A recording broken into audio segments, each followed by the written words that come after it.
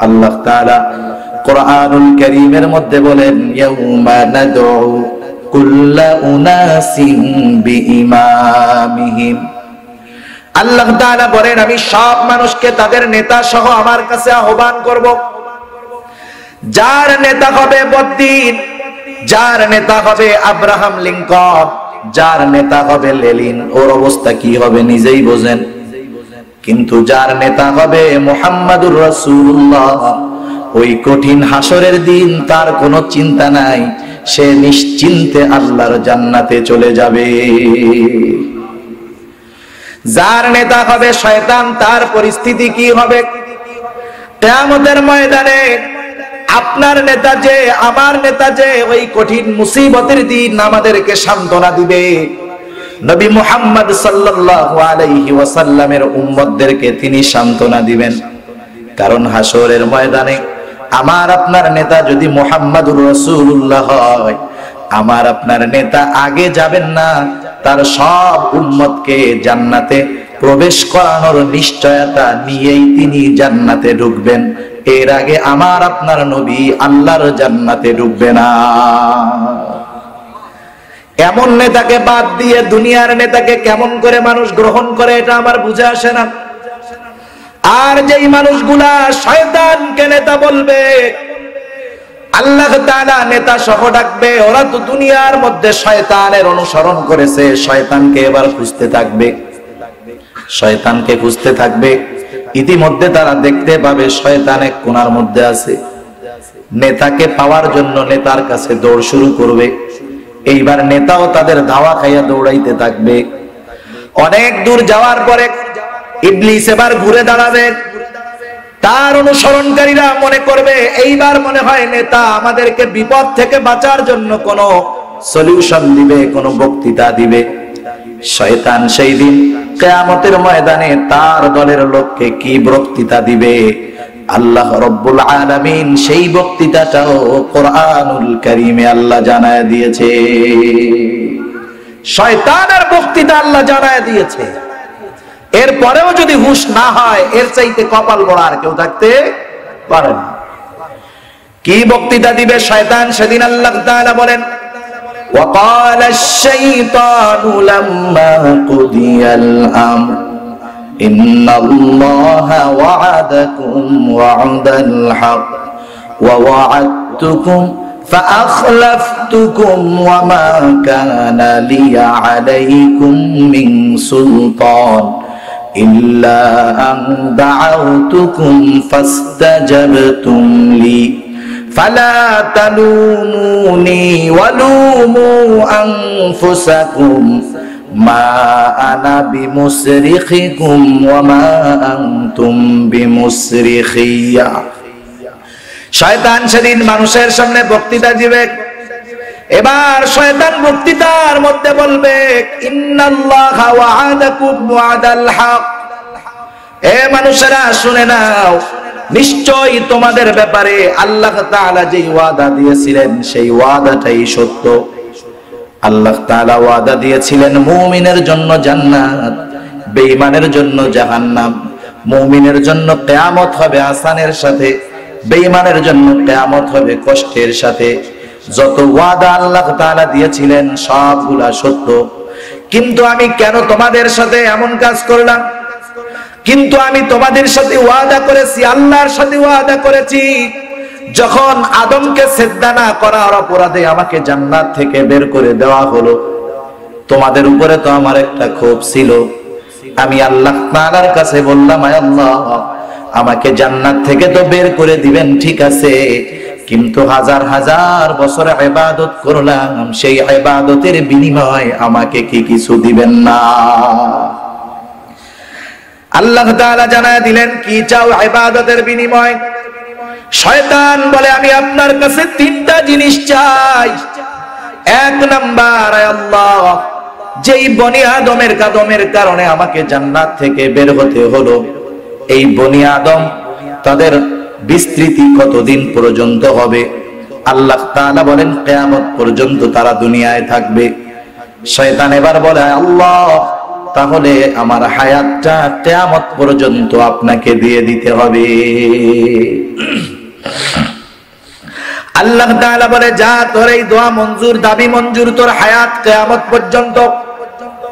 এবার শয়তান বলে, আল্লাহ, আমি দুনিয়ার মধ্যে মানুষের দ্বারা অপরাধ সংগঠিত করব, ভাইয়ের সাথে ভাইয়ের দ্বন্দ্ব লাগায় দিব, স্বামীর সাথে স্ত্রীর দ্বন্দ্ব লাগায় দিব, এক এলাকার লোকের সাথে আর এক এলাকার মানুষের দ্বন্দ্ব লাগায় দিব। কেউ যদি আমারে দেখতে পায় যে শয়তান ওই যে দ্বন্দ্ব লাগায় পালায়, আমার তো হালুয়া টাইট হয়ে যাবে। আয় আল্লাহ, আমাকে এমন পাওয়ার দিতে হবে যাতে করে কোনো মানুষ আমাকে দেখতে না পারে। শয়তানকে আল্লাহ বললেন, যা তোর এই দাবি মঞ্জুর। কেমন মঞ্জুর আল্লাহ তাআলা করেছেন? আল্লাহ রাব্বুল আলামিনের নবী আমাদেরকে জানায় দেন, ইন্নাশ শাইতানা ইয়াজরি মাজরাদ দাম। শয়তান শুধু গোপন থাকতে পারে তা নয়, শয়তান নিজেকে মানুষের রক্তের মধ্যেও প্রবাহিত করতে পারে। এত সুপ্রিম পাওয়ার আল্লাহ তাআলা শয়তানকে দিয়েছেন। এরপরে শয়তান বলে, আল্লাহ, বেঁচে থাকার জন্য রিজিকের প্রয়োজন, কিন্তু রিজিকের খাজানা আপনি আল্লাহর হাতে। আমি তো শয়তানি করব, আপনার নাফরমানি করব। আল্লাহ, দুনিয়ার মধ্যে আমার অনুসরণকারীরা থাকবে, আমার দলের লোক থাকবে। আপনার নাফরমানি করার কারণে আপনি যদি তাদের রিজিক বন্ধ করে দেন তাহলে তো বিপদ। আয় আল্লাহ, আপনার এই দাবিটাও মঞ্জুর করতে হবে। দুনিয়ার মধ্যে যারা আমার অনুসারী হবে, শয়তান হোক আর মানুষ হোক আর জিন হোক, এদেরকে কখনো আপনি রিজিকের অভাব দিবেন না। আল্লাহ বলে, এইটাও মঞ্জুর। এজন্য দুনিয়ার মধ্যে যারা শয়তানি করে, ইসলাম বিরোধী কার্যক্রমে লিপ্ত হয়, দেখবেন ওদের টাকা পয়সা বেশি, ঠিক না? কারণ শয়তান দোয়া করছে, আল্লাহ কবুল করছে, এই জন্য পায়। এটা দেখে আফসোস করার কোনো কিছু নেই। শয়তান যখন এই তিনটা জিনিস পেয়ে গেল, এবার শয়তান আল্লাহরে বলে, আল্লাহ তাআলা সেই কথা বলেন। আল্লাহ বলতেছে, শয়তান কি বলে? ক্বালা ফাবি ইজ্জাতিকা লাউগহিয়ান্নাহুম আজমাইন। বলে, আল্লাহ, আপনার ইজ্জতের কসম, আমি এইগুলারে সবগুলারে পথভ্রষ্ট করে ফেলবো, সবগুলাকে আমি জাহান্নামের পথে নিয়ে যাব, পথভ্রষ্ট বানায় ফেলবো। তবে শয়তানি বলতেছে, ইল্লা ইবাদাকা মিনহুমুল মুখলাসিন। তবে আপনার মুখলেস বান্দা ছাড়া, খাঁটি বান্দা ছাড়া যারা আছে সবগুলাকে আমি জাহান্নামের পথের পথিক বানায়া দিব। শয়তান সেই কথা বলে, ওয়া ওয়া'আদতুকুম ফাআখলাফতুকুম। আমি তোমাদের ব্যাপারে এই ওয়াদা করেছি যে আমি তোমাদেরকে পদস্খলন করব, পথভ্রষ্ট করব। ওয়া ওয়া'আদতুকুম ফাআখলাফতুকুম, এটা তো আমার ওয়াদা ছিল সেই আল্লাহ তাআলার কাছে তোমাদের বাবা সৃষ্টির পরে। সুতরাং আমি যেটা ওয়াদা করেছি সেটা করেছি। আমি তো তোমাদের উপরে কোনো প্রেসার ক্রিয়েট করি নাই। ওয়ামা কানা লিয়া আলাইকুম মিন সুলতান, তোমাদের উপরে আমার কোনো প্রভাব ছিল না, ক্ষমতা ছিল না, কারণ আমি শয়তান তোমাদের রিজিক দাতা না। আমি শয়তান তোমাদেরকে হায়াত দেই না। তোমাদের কোনো কিছু কল্যাণ অকল্যাণ করার ক্ষমতা আমার উপরে ছিল না। আমার আপনার উপরে সব ক্ষমতা আছে। কার? আওয়াজ দিয়ে বল।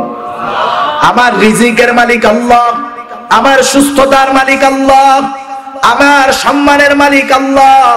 পরিপূর্ণ প্রভাব আমার আপনার উপরে আছে আল্লাহর। সেই কথাই শয়তান বলে, ওয়ামা কানা লিয়া আলাইকুম মিন সুলতান, তোমাদের উপরে আমার কোনো ক্ষমতা ছিল না, প্রভাব ছিল না। আমি তোমাদের রিজিক দেই নাই, সম্মান দেই নাই। তবে তোমরা এরপরেও কি করেছো? আমি যখন তোমাদেরকে আহ্বান করেছি, একটা কাজ করেছি, ইল্লা আন দাআউতুকুম ফাস্তাজাবতুম লি। এই বক্স দুইটার আওয়াজ সুন্দর করেন, মনিটর দুইটার আওয়াজ ক্লিয়ার করেন আর একটু।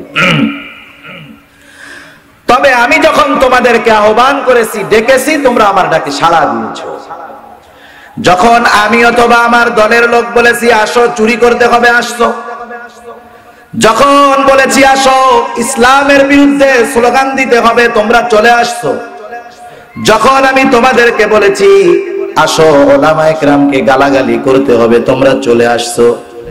শুনে নাও, আজকে এই কঠিন মুসিবতের দিন তোমাদেরকে আজকে তো আমি বড় বিপদে আছি, শুনে নাও।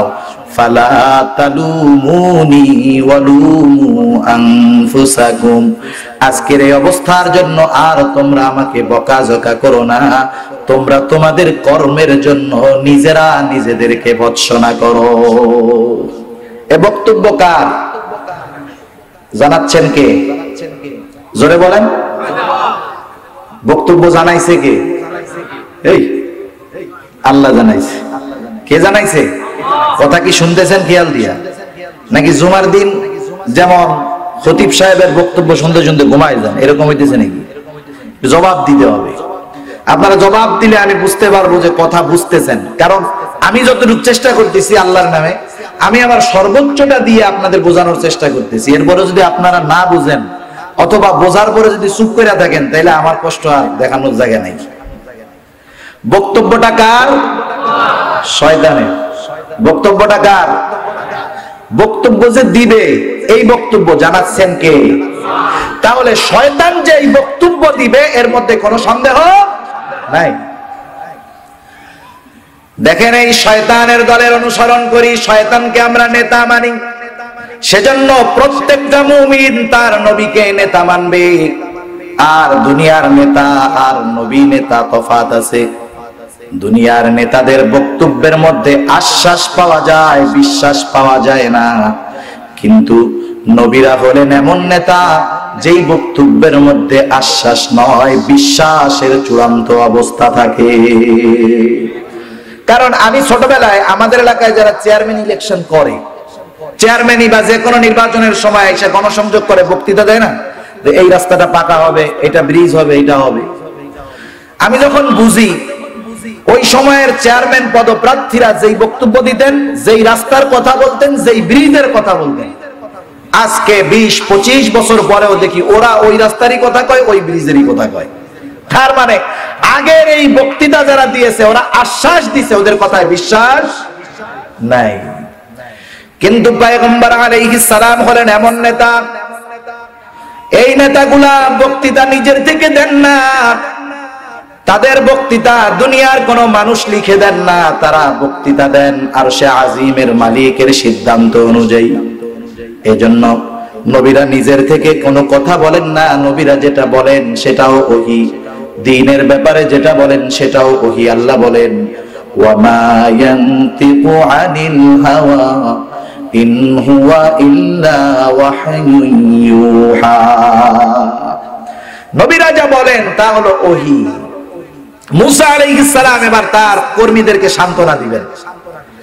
দুনিয়ার ওয়াজ আমরা অনেক লম্বা ওয়াজ করা লাগে একটা কথা বোঝানোর জন্য, একটা বিষয় বোঝানোর জন্য অনেক লম্বা কথা বলা লাগে। কিন্তু পয়গম্বর আলাইহিস সালামের বক্তব্য সংক্ষিপ্ত, সংক্ষিপ্ত বক্তৃতার মধ্যে অনেক কথা।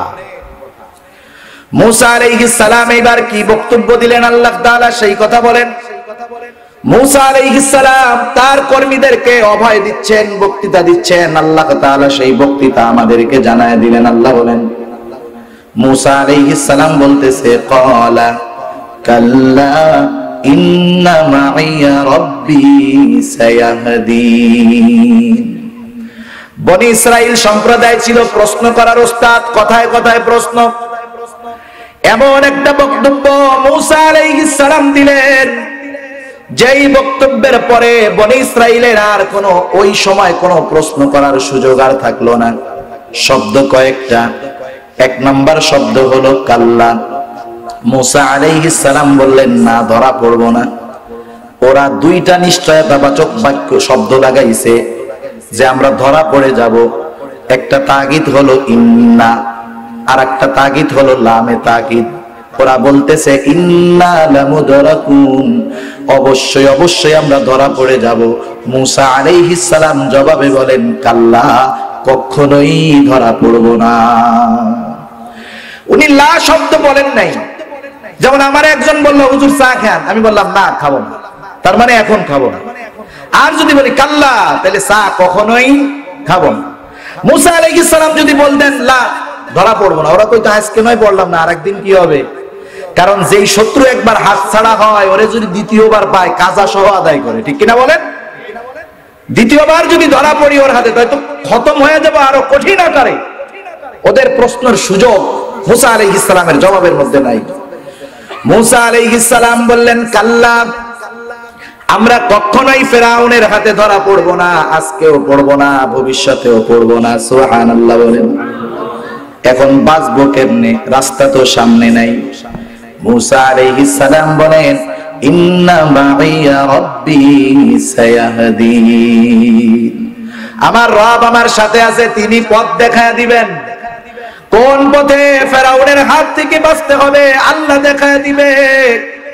আল্লাহ তাআলা বলেন, আমিও তারে পথ দেখায় দিলাম। কেমনে দেখাইলো? আল্লাহ বলেন, ফাআউহাইনা ইলা মূসা আন ইদরিব বিআসাকাল বাহর ফানফালাকা ফাকানা কুল্লু ফিরকিন কাত-তাউদিল আযীম।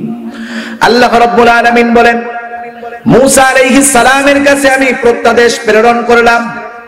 ফাআউহাইনা ইলা মূসা আন ইদরিব বিআসাকাল বাহর। আল্লাহ বললেন, ও মূসা, তুমি তোমার হাতের লাঠিটা দিয়ে সাগরের উপরে আঘাত করো। মূসা আলাইহিস সালাম আঘাত করলেন, পানিগুলা দুই ভাগে বিভক্ত হয়ে গেল। দুই দিকে সরে গিয়ে পাহাড় সাদৃশ্য উঁচু দেয়ালের মতো হয়ে গেল। মধ্যখান দিয়ে বিশাল রাস্তা তৈরি হয়ে গেল। মুফাসসিরিন ইকরাম বলেন, আল্লাহ তাআলা বাতাসকে সূর্যের আলোকে আদেশ করলেন, মুহূর্তের ভিতরে ওই কাদাযুক্ত রাস্তাটা শুকনা ঠনঠনা হয়ে গেল। এবার মুসা আলাইহিস সালাম উম্মতদেরকে নিয়ে পথ পাড়ি দিলেন। আল্লাহ তাআলা সেই কথা কোরআনুল কারীমের মধ্যে জানায় দেন। আল্লাহ বলেন, ওয়াজাওয়াজনা বিবানি ইসরাঈলাল বাহরা فأتبعهم فرعون وجنوده بغيا وعدوا। আল্লাহ তাআলা বলেন, আমি এক দলকে নাজাতের ব্যবস্থা করে দিলাম, বনি ইসরাইলদেরকে বিপদ থেকে উদ্ধার করলাম। আর মুসা আলাইহিস সালামের উম্মতেরা পথ পাড়ি দিতে শুরু করলো। ফেরাউন তার বাহিনী নিয়ে রাস্তার পাশে এসে দাঁড়াইলো। ফেরাউন কিন্তু খুব ভালো মতো এটা জানে, যেই পথ দিয়া বনি ইসরাইল আমার হাত থেকে বেঁচে গেল, ওই পথটা ওদের জন্য যেমন নিরাপদ, আর এই পথটা তার চাইতেও বেশি অনিরাপদ আমার জন্য। কিন্তু ওই রাস্তার মধ্যে নামতে বাধ্য হয়েছে। আল্লাহ তাআলা ওরে নামাইয়াই ছাড়ছে। আল্লাহ তাআলা সেই কথা বলেন, فأتبعهم فرعون وجنوده بغيا وعدوا। ফেরাউন এবার তাদের অনুসরণ করা শুরু করলো সৈন্য সামন্ত সহ দাম্ভিকতার সাথে। এপার দিয়ে যখন মুসা আলাইহিস সালাম তার উম্মতদেরকে নিয়ে সাগরের অপর পারে চলে গেলেন, ফেরাউন তার বাহিনী নিয়ে লোহিত সাগরের মাঝে রাস্তা যার জন্য তৈরি করা হয়েছে তারা তো চলে গেছে, রাস্তার আর দরকার আছে নাকি? এই যে এত সুন্দর সামিয়ানা, কত সুন্দর মঞ্চ, কত লাইটের আয়োজন, যখন আখেরি মোনাজাত হয়ে যাবে এগুলা থাকবে না, এগুলা ভেঙে ফেলা হবে। তাহলে এই আয়োজন আপনাদের জন্য, এই আয়োজন করা হয়েছে, আলোচনা হবে, দ্বীনি মুযাকারা হবে। এই জন্য আলোচনা শেষ, এগুলার দাম আছে এই মনে করবে নাকি? না, এত মানুষ আসছে, হুজুররা আলোচনা করছে, বরকতান, আগামী দিন দুপুর পর্যন্ত থাক, রাখবে? এরকম রাখবে না। যারা ডেকারাটার, ওরা রাতের মধ্যে খুইলা পারলে পরের দিন শুকানোর চেষ্টা করবে। রাস্তা ছিল বনি ইসরাইলের জন্য, তারা তো পার হয়ে গেছে, রাস্তার আর দরকার নাই।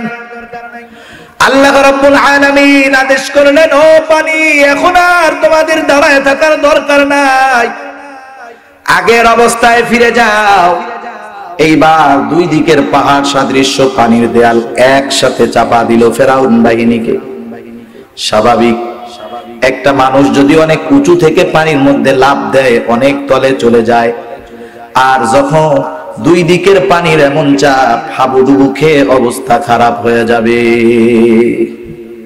91 জলোচ্ছ্বাস, 91 হয়েছে না? কি জলোচ্ছ্বাস, কত বড় এক একটা ঢেউ। একটা কবিতা ওই সময় হয়েছিল, রাত দুপুরে সাগর থেকে উঠলো মরণ ঢেউ, মরলো মানুষ লাখে লাখে, বাঁচলো না রে কেউ। ওই সময় কবিতাটা লিখছিল কে জানে।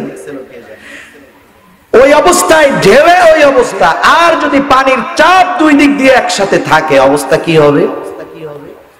পানির চাপ, ফেরাউন হাবুডুবু খাওয়া শুরু করলো, বুঝতে পারছে কাম খালাস, আর বাঁচার উপায় নাই। এতদিন পর্যন্ত আল্লাহ ছাড় দিয়েছে, আজকে আর ছেড়ে দিবে না। দুনিয়ার যত পাপীরা আছে দাম্ভিকতার সাথে দুনিয়ার মধ্যে চলো, আল্লাহর নাফরমানি করো, মনে রাখো আল্লাহ তাআলা ছাড় দেন, কিন্তু চূড়ান্ত ভাবে আল্লাহ তাআলা ছেড়ে দেন না। আল্লাহ বলেন ইন্না বাতশা রাব্বিকা লাশাদীদ, আমার ধরা বড় শক্ত ধরা, যেদিন ধরবো সেদিন ছুটার কোনো উপায় আছে নাই। এবার ফেরাউন হাবুডুবু খাওয়া শুরু করছে। আল্লাহ বলেন হাত্তা ইদা আদরাকাহুল গরাক ক্বালা আমানতু আন্নাহু লা ইলাহা ইল্লাল্লাযী আমানাত বিহি বানু ইসরাঈল। একটা জিনিস মনে রাখতে হবে, যখন গজব চলে আসে তখন আর তাওবা কবুল হয় না। মৃত্যুর যন্ত্রণা যখন শুরু হয়ে যায় তখন আর তাওবা কবুল হয় না। এজন্য নবী আমার বলেন তাওবার দরজা খোলা, কিয়ামতের আগ পর্যন্ত, যখন সূর্য পশ্চিম দিক দিয়ে না ওঠা পর্যন্ত তাওবার দরজা খোলা থাকবে সবার জন্য। কিন্তু আমার জন্য কতক্ষণ তাওবা কবুল হবে? নবী আমার বলেন প্রতিটা ব্যক্তির তাওবা আল্লাহ ওই পর্যন্ত গ্রহণ করবে যতক্ষণ না তার মৃত্যুর ছেলেশা উঠে। গড়গড়া হয় মৃত্যুর আগে, স্বাভাবিক মানুষের ছেলেশা উঠে। এই ছেলেশা ওঠার আগ পর্যন্ত তথা শ্বাসকষ্ট হওয়ার আগ পর্যন্ত তাওবা কবুল হয়, এরপরে আর তাওবা কবুল হয় না। ফেরাউন যখন বুঝতে পারছে আমি আসলেই শেষ, চূড়ান্ত পর্যায়ের গজব চলে আসছে, ফেরাউন বলতেছে আমানতু আন্নাহু লা ইলাহা ইল্লাল্লাহ, আমি ঈমান আনলাম যে আল্লাহ ছাড়া কোনো ইলাহ নাই। আর একটু ব্যাখ্যা করে বলতেছে কোন আল্লাহর উপরে ঈমান আনলাম? আন্নাহু লা ইলাহা ইল্লাল্লাযী আমানাত বিহি বানু ইসরাঈল। ফেরাউন যেই রবের উপরে ঈমান আনছে, যেই ইলাহার উপরে ঈমান আনছে বনি ইসরাইলরা, ফেরাউন বলতেছে আমি ওই বনি ইসরাইলদের রবের উপরে ঈমান আনলাম। আল্লাহ রাব্বুল আলামিন বলে এখন তোমার চূড়ান্ত ফয়সালা হবে, এখন তোমার ঈমান কবুল হবে না। আল্লাহ তাআলা বলেন আল আনা ওয়া ক্বাদ আসাইতা মিন ক্বাবলু ওয়া কুনতা মিনাল মুফসিদিন। এট দ্য মোমেন্ট, এই মুহূর্তে ঈমান আনছো, এখন আর তোমার ঈমান কবুল হবে না। ওয়া ক্বাদ আসাইতা মিন ক্বাবলু ওয়া কুনতা মিনাল মুফসিদিন, তুমি তো অনেক নাফরমানি ইতিপূর্বে করেছো, দুনিয়ার মধ্যে ফ্যাসাদ সৃষ্টি করে বেড়াইছো। আমার দলের লোক যারা ছিল তাদেরকে শান্তিতে থাকতে দাও নাই। আমার নবী মূসা আলাইহিস সালামকে কত কষ্ট দিলা, আমার উম্মতদেরকে বান্দাদেরকে কত কষ্ট দিলা। ইতিপূর্বে তুমি কম ফিতনা ফাসাদ করো নাই। আজকে যতই ঈমান আনো না কেন তোমার ঈমান আমি আল্লাহর কাছে গ্রহণযোগ্য হবে না। তোমার ব্যাপারে চূড়ান্ত ফয়সালা হয়ে গেছে, তবে শুনো কি করব। আল্লাহ তাআলা বলেন ফালইয়াউমা নুনাজ্জিকা বিবাদানিকা লিতাকুনা লিমান খালফাকা আয়া ওয়া ইন্না কাসীরাম মিনান নাসি আন আয়াতিনা লাগাফিলুন। আল্লাহ তাআলা বলেন তোরে তো সমুদ্রের মধ্যে চুবায়া মারতেছি, তোর লাশটা মাছি খাবে না, পোকা ধরবে না, আমি তোর দেহকে সংরক্ষণ করব। ফালইয়াউমা নুনাজ্জিকা বিবাদানিক, তোর দেহকে আমি সংরক্ষণ করব, পানিতে পচবে না, পোকায় ধরবে না, মাটিতে খাবে না।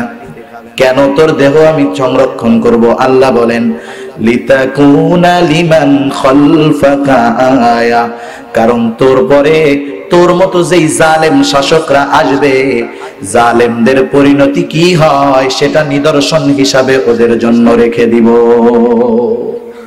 যারা জালেম তোর পরে আসবে ওরা দেখবে যে ফেরাউনের কত ক্ষমতা ছিল, এরপরেও ফেরাউনকে আল্লাহ ছেড়ে দেন নাই।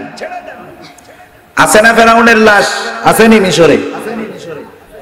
মানুষ লাশ দেখার জন্য মিশরে যায়, পর্যটক হিসাবে মিশরে যায়। মূল উদ্দেশ্য তো এইটা নয়, মূল উদ্দেশ্য হলো আল্লাহ তাআলা এর মধ্যে শিক্ষা রেখেছেন। কিন্তু আফসোস, মিশরের মধ্যে গিয়া ফেরাউনের লাশ দেখে আসে, কিন্তু ফেরাউনের কেন এমন পরিণতি হলো এই ব্যাপারে শিক্ষা গ্রহণ করে না। এই জন্য আল্লাহ তাআলা বলেন, ওয়া ইন্না কাসীরাম মিনান নাসি আন আয়াতিনা লাগাফিলুন। এরপরেও ফেরাউনের লাশ পরিস্থিতি দেখার পরেও অধিকাংশ মানুষ গাফেল, এটা নিয়ে চিন্তা করে না যে ওর পরিস্থিতি যা হইছে আমরা যদি ইসলাম এবং মুসলমানদের বিরোধিতা করি আমাদেরও সেই অবস্থা হতে পারে। যাই হোক, এরা যে চুগনি খেয়ে মরলো, মুসা আলাইহিস সালামের উম্মত ওই পাশে দাঁড়ায় দেখছে না? দেখছে। এরকম দৃশ্য দেখার পর পয়গম্বর বললেন যা তাই হয়ে গেল। এরকম দৃশ্য দেখার পর ঈমানের শক্তি বাড়ে না কমে? বাড়ে। গেছে এক জায়গায় নিয়ে, খাবার নাই। আল্লাহ রাব্বুল আলামিন মান্না সালওয়ার ব্যবস্থা করেছেন, প্রতি বেলায় যত পরিমাণ যত লাগে খাবে আসমানের খাবার। আসমানের খাবার খায় বনি ইসরাইল। মুসা আলাইহিস সালামের কাছে প্রত্যাদেশ আসলো, মুসা জালেমের বিরুদ্ধে জিহাদ করতে হবে, তোমার উম্মতদেরকে জানায় দাও সেই জিহাদে তারা অংশগ্রহণ করবে। মুসা আলাইহিস সালামের উম্মত মান্না সালওয়া খাওয়া উম্মত, এদেরকে বলতেছে মুসা আলাইহিস সালাম চলো, আল্লাহর তরফ থেকে আদেশ এসেছে কাফেরদের বিরুদ্ধে জিহাদ করতে হবে।